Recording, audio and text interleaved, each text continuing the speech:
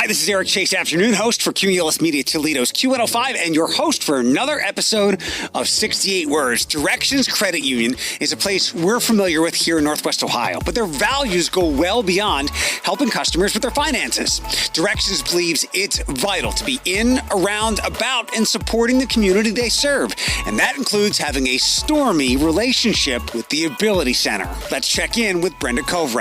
There's a lot of need for support and assistance in the schools. And, it's not even just for the kids, it's for the teachers too. It is a great thing for the whole company to get behind. It's easy to get behind, especially cute puppies. Sure. That are out helping and making a difference in people's lives. People, places, and spaces. Doing disability differently. Sharing first-hand experience in our podcast. Inspired by the 68 words that sparked the disability rights movement. Learn where it started and what's next. Hi, my name is Stuart James, and I'm the Executive Director here at the Ability Center, and welcome to 68 Words. Welcome to another edition of 68 Words here with the Ability Center. We are just cranking out these episodes, and so glad that you're here for another one. Please let me welcome Brenda Kovret.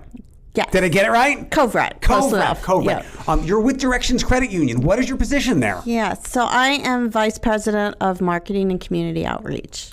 And I can only gather from what we're about to talk about, because I did ask our executive producer, Mallory, who was there a catalyst with this program? Did Mr. or Mrs. Directions Credit Union come down and say, I'd like to be a part of this program with the Ability Center? And Mallory basically said, no, this is your brainchild. So I'm guessing you're a dog or an animal lover? Well, definitely a dog and an animal lover, but no, this kind of evolved over time.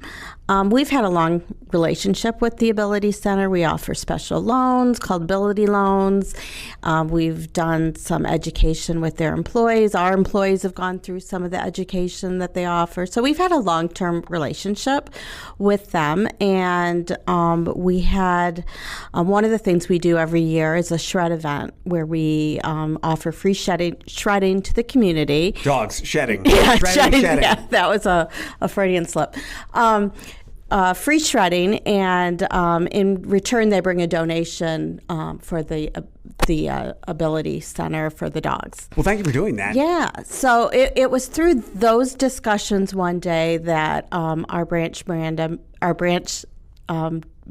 Miranda Snyder, one of our branch managers, had a discussion with the folks at the Ability Center, and they mentioned the program, and she brought it to my attention, and she kind of cheerleaded it, and it was real easy to get behind. So so that's how it kind of got started. It helps to have a financial institution such as yours to steward these dogs. I was a bit in awe because I had no idea how much it costs to get some of these dogs trained. And again, these dogs are different than companions or the dogs that we have in our house. It sounds like you've been through it. Watching these dogs in their training and through some of our DAEs, what they know, smarter than a lot of people in many cases. Yeah. But it's not cheap. It's like $25,000 to get these dogs up to speed so that they can help people in our community.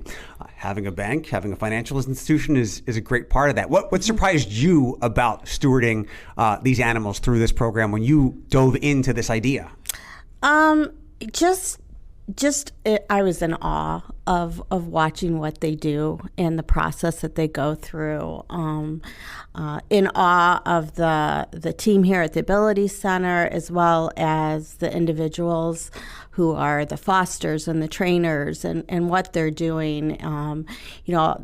Storm's foster is an incredible young lady, and learning about her and her story and seeing what she did was just so impressive. And we'll get to that. Storm is the reason we're both sitting here today. Tell me a little bit about the values that you have with Directions and what goes through the blood of the company, and what brought you and the company to the Ability Center, and then that step forward to the dogs and then back out to the schools with a dog like Storm. Okay. Well, Directions Credit Union is a credit union, and not everyone understands the difference between a credit union and a bank. We offer many of the same products and services, but we're founded a little differently. We are not for profit, so our mission is to serve the community and our members. We don't have the pressures to focus on, the bottom line and profit. So that allows us to be very involved in the community. In the one area of the community that we have focused on primarily is financial literacy and financial wellness. And we spend a lot of time in classrooms from kindergarten through college and even with senior citizens doing financial wellness. And it was that kind of relationship with the schools that put us with the Ability Center dog program, that just seemed like a really good fit. You have known Storm since... I'm holding my hand very close to since puppy times? Yes. We actually were lucky enough to pick him out of the litter, which wasn't an easy thing to do because they were adorable, all of the puppies. But we picked a good one with Storm, and he's just done amazing things. Tell me about the beginning of that relationship between you and Storm, and how Storm then became a part of, obviously, the Ability Center here in the training process, but part of the Directions family. Yeah. So again, because we've had such a long relationship with the Ability Center, it just seemed like a good fit. We had been doing fundraisers for them with our shred events. And so, we had that connection, and it just made sense since we were doing fundraisers for it to, when the opportunity came up to sponsor one of the dogs, we jumped at it. I'd be remiss if I didn't offer you this opportunity to talk about the next shredding event. Oh, yes. We do have shredding events planned. I don't know the dates off the top of my head, but we tend to run them through the spring and early fall. And since you are of a marketing mind like myself, and you had the Freudian slip, a shredding and shedding event with some dogs might not be the worst idea. Yes. I only have a couple of envelopes to shred, but I want to come pet the dogs. Yes. So, where are your locations at? We have locations. We actually have about 24 locations throughout Ohio and southeastern Michigan, but we have a lot in the Northwest Ohio area. We're headquartered downtown Toledo.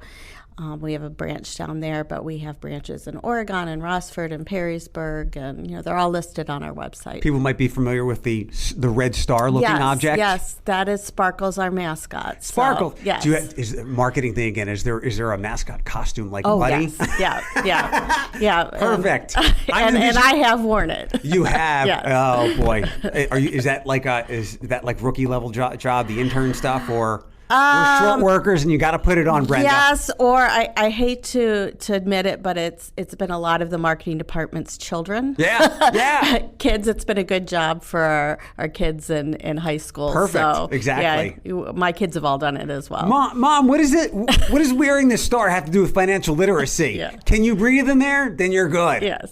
Tell me about Storm or any of the animals here, or any of the projects or passions of the Ability Center. What impact have they had? If I were to go ask somebody at one of your branches, or someone that knows about the Ability Center, what impact has Storm and the Ability Center had on Directions besides you? Well, again, what's been unique with Storm is we fostered him as a puppy, and then we followed him in his journey, watched him grow up, and have now are supporting him in the schools. And so seeing that development, we've followed him with pictures. He comes to events. So he's quite the celebrity around our office. And not just with our office, with our members too, because we bring him to events, and we've shared his story on social media. So he's got lots of fans. But I think as an employee of the credit union, it just reinforces the give back that we give to the community. They've watched and seen all the good things that he's doing and how many people he's helping, how many children he's helping now. And I think that makes you feel good about your job and the organization that you work for, when they're focused on more than just making money. They're focused on helping people. A lot of us are animal lovers, and you sound like you'd have the same answer to me if we had to pick between two jobs, and one place focused more on animals and the money was exactly the same. I'm going to the place that focuses on the animals. Yeah, who doesn't love a cute puppy or a cute kitten? So, When it comes to, you said Storm's fostering. Let's walk through some of Storm's journey here. Storm was a little puppy, then Storm was fostered. Yes. What's it like for Directions or yourself to be part of that process? Because you don't foster. It goes out to a foster home, correct? Yeah. Yeah, we supported, we're financially helping support his foster experience, and with that we had the ability to go out and we picked him, like I said, from the litter, and then we also were able to name him. Storm was in a litter of puppies that was superhero themed, so we had a contest with our employees to name Storm. Excellent. So yeah, he's been quite the individual celebrity around the office. Storm goes from fostering and then growing a little bit more, going through the program here, and I believe Storm is now at Arbor Hills. Yes. Tell me about that and the impacts that you see on the kids in the community there with Storm. Yeah. So it just worked out great that, when Storm graduated and was ready to move on to his role, that they decided facility dog for him, a school dog for him, and he wound up getting placed at Arbor Hills, which is right down the road from one of our branch locations on Whiteford in Sylvania. And we happened to be in that school frequently doing financial education. So we already had a really good relationship with it. When we found out that he was getting placed there, it just seemed like we should stay involved and continue that. How well did the people at Arbor Hills know about the possibility of having a Storm in the hallways? That would probably be a better question for them to answer. I know it was something that they had applied for. There's a process that they have to go through, and there's a long wait. There's a lot of schools that want dogs. So they were really excited when it finally happened. Good. And we were lucky to be invited to the assembly where they introduced him to the student body. Give me a visual of that. Oh, it was great. The gym was packed full of kids, and Storm came out, and they, of course, cheered and went through a lot of the rules and, explained, how to react with him and what his role was going to be at the school. But it was a fun day for sure. With a previous guest who has, I think it's Astro with the Anthony Wayne School District, I just kind of shook my head because some of this is a learning process for me. And me, even as a dog lover, not realizing this when I was so much younger. And I just step back and go, why haven't we had dogs in schools forever? Yes. I mean, tater tots can only fix so much. Yeah. Well, especially coming out of COVID. Yeah. There's just there's a lot of need for support and assistance in the schools. And, it's not even just for the kids, it's for the teachers, too, that can find a lot of comfort. So we've been hearing different stories, and I look forward to hearing more about how he's impacting these kids' lives. But I think they love him over there. I'm sure. And we're just happy to be part of that. And then if there's ever an accident in the hallway, Storm was like, it wasn't me, it was Allison. He's such a good boy. I don't even think that would happen. Right. Storm is still living, going to and from with the foster family or with a handler now? He's with the one of the counselors at the school. Storm lives with him, so he comes to work every day with them. Can we give him some love? Do you know who that is? Who the counselor is? Oh, see, now you're getting me. And I'm not editing this, so it's okay. It's totally fine. This wonderful counselor at Arbor Hills. And my mind just went blank on the name. Totally fine. And I'm gonna feel so bad when I see him next. Okay. Let me ask you this: for other places, other maybe financial institutions or whatever it might be. Again, this is a big investment, but clearly there's an enormous payoff. What would you suggest to other local places in the community as to, other than what you've already said, why is this such a good idea to do, to connect with the Ability Center and get in on a program like this? Well, first, I think you mentioned or asked the question about how our employees feel about it. So it is a great thing for the whole company to get behind. It's easy to get behind, especially cute puppies. Sure. That are out helping and making a difference in people's lives. You see the stories that the Ability Center shares on how these dogs are making an impact, and it's it's hard to watch those without getting teared up. Yeah. So I think it's a great program. I think there's been great visibility for the credit union.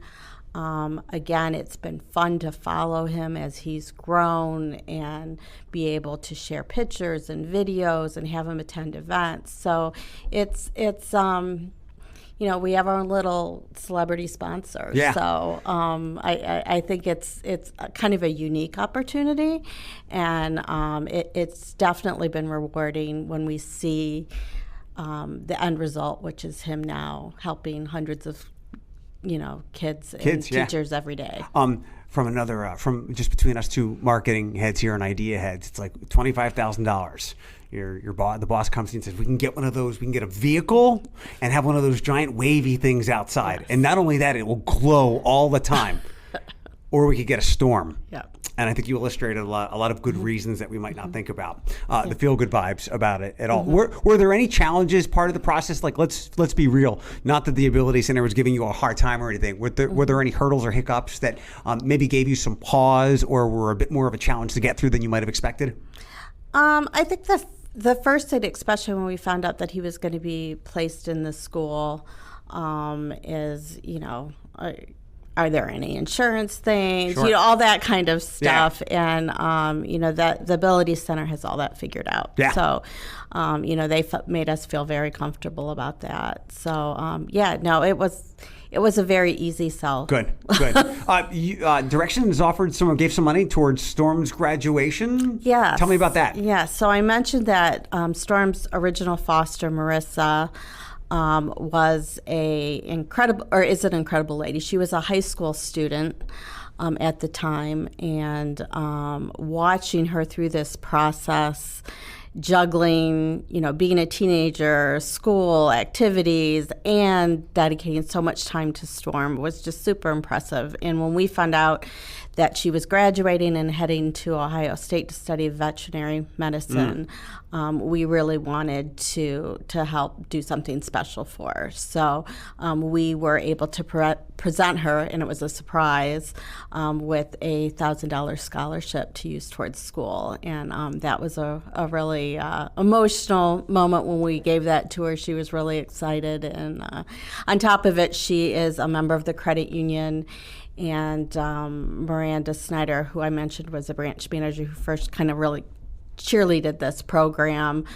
She knows the family, so it just all kind of fell togeller. It sounds like a special moment. Yes, a lot of my gods and tears, but all in a good way. And it sounds like I don't like using this word, holistic, but I'll go a very universal experience, as you just illustrated. And you talked about, it's not about profit. It's about helping the community. You're helping individuals here. And it sounds like if somebody didn't know this was Directions Credit Union, and we talked about the logo and the mascot and all locations, they might think that this is a small financial institution on the corner of a one streetlight kind of town.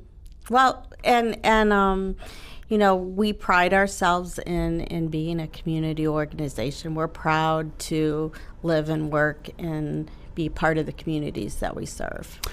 You had mentioned, and we can wrap up here in a couple of minutes, helping people of all ages with financial literacy.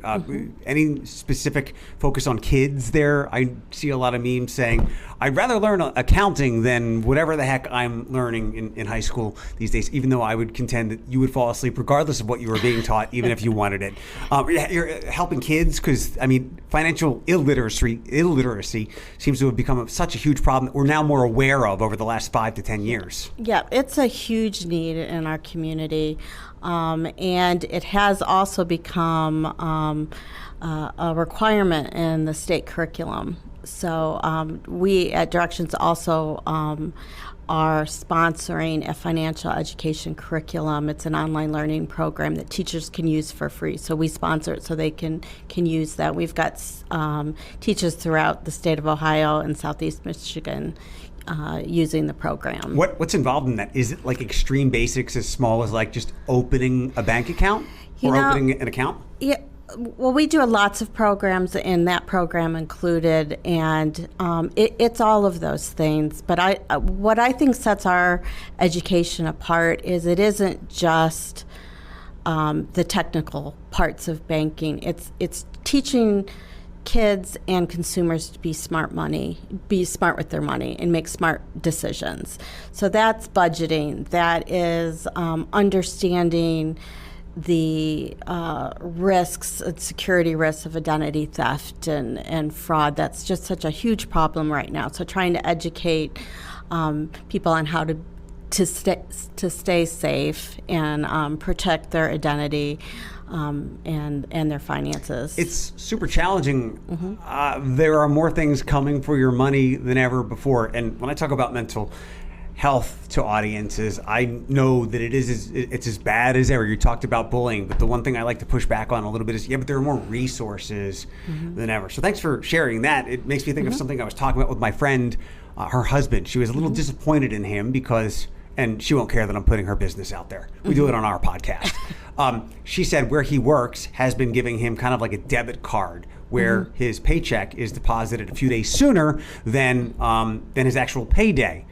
And it's kind of like, I said, it's the reverse of buy now, pay later. It's get paid now, but not later. There's so many things that can trip you up if you just don't have that knowledge, whether it's passed down to you from an older brother, sister, parent, or whoever. So thanks for doing that. How can teachers access that?